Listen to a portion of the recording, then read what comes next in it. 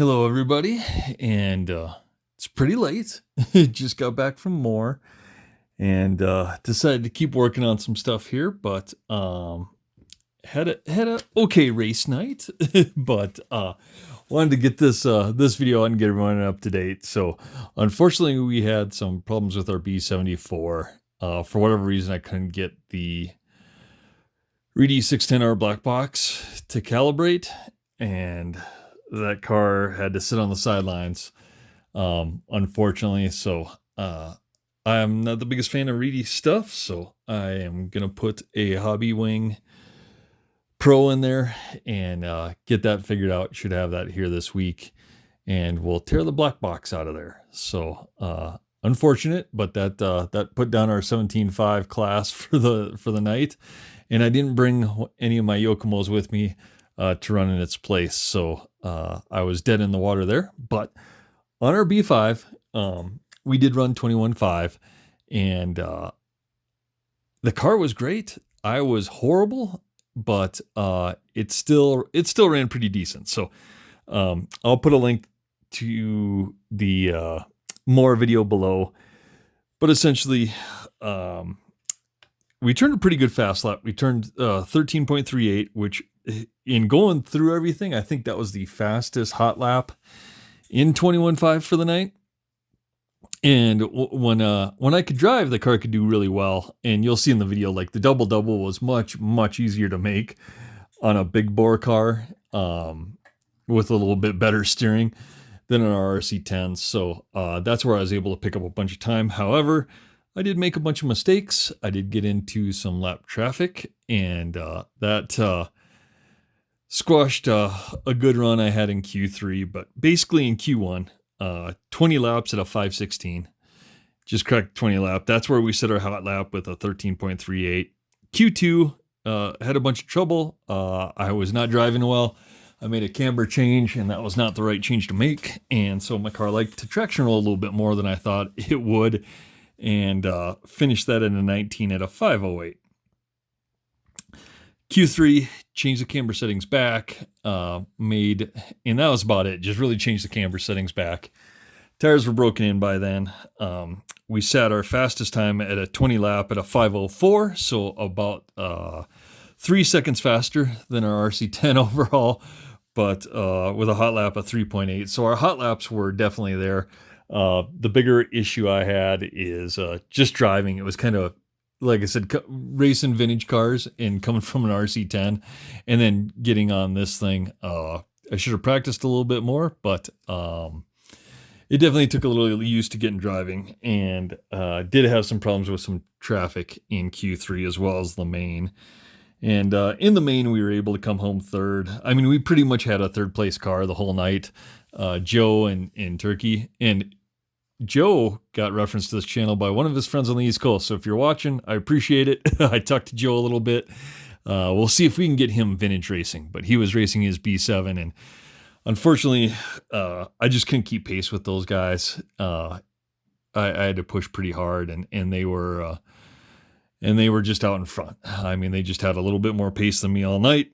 We finished third, 20 laps at a 5:14, 13.7 fast lap. So in the end, not the worst outing. I really wish my B74 would have worked, but we tested the motor, had a brand new motor in it, tested the motor, that fired up on an analyzer, and it seems like there's something with the speed controller. I don't know what. So we're going to tear that out, and we have Hobby Wing and everything else, so we'll put a Hobby Wing in there. Are gluing some tires up, so getting all of our RC10 tires set up for next weekend, and got a lot of people interested in taking those for a spin. So we'll finish gluing those up tomorrow, as well as some Yokomo stuff. Did get a couple additional wings for RC10s, so we should have 3 RC10s and maybe 2 4-wheel drives. I don't think we'll have the Cougar ready by then, but we'll see. We'll try to make it if we can with the Cougar. Like I said, unfortunately, I'm having a lot of trouble trying to find the upgrade parts, and I'd really like to get like the upgrade slipper and some of the shock stuff. I may have to order that from like Al's over in the UK or something. So I may have to put a bigger order in there. I will finish the Masami Silver is pretty much done. I just got to finish mounting the battery. The battery system comes on Monday, so we'll get that in there in time for the weekend, and I'll do an update video on that as soon as I get that.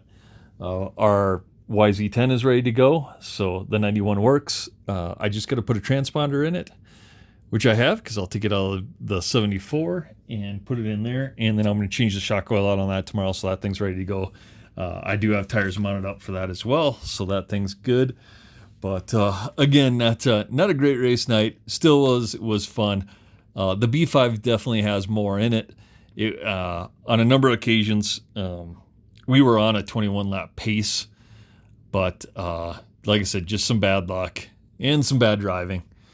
Just didn't quite get us there, but still had fun. Brought it home third. So right now the B5 sits on top. But next weekend, we do have several good racers. I don't even think I'm going to be racing an RC10 next week at the Vintage Race. So it will be Brian Kraft running our RPM double deck chassis. Scott Galero is going to run our tub chassis long arm. And then Sam Ford, who just got back from hobby action with his sons. I talked to him tonight. He's gonna take the Fan RC Graphite for a spin, and we'll see where those cars end up in some capable hands, and see what lap times they're able to turn as well. So we'll get some new tires mounted up for them, so it's all fair, and we'll see what happens. But again, another great night at MHOR. Wish I could have drove a little bit better, but is what it is. The Bay 5's a great car, but it actually does make me a little excited about maybe getting the B7 out there, because it was much easier to drive. Like I said, on the double it was easier.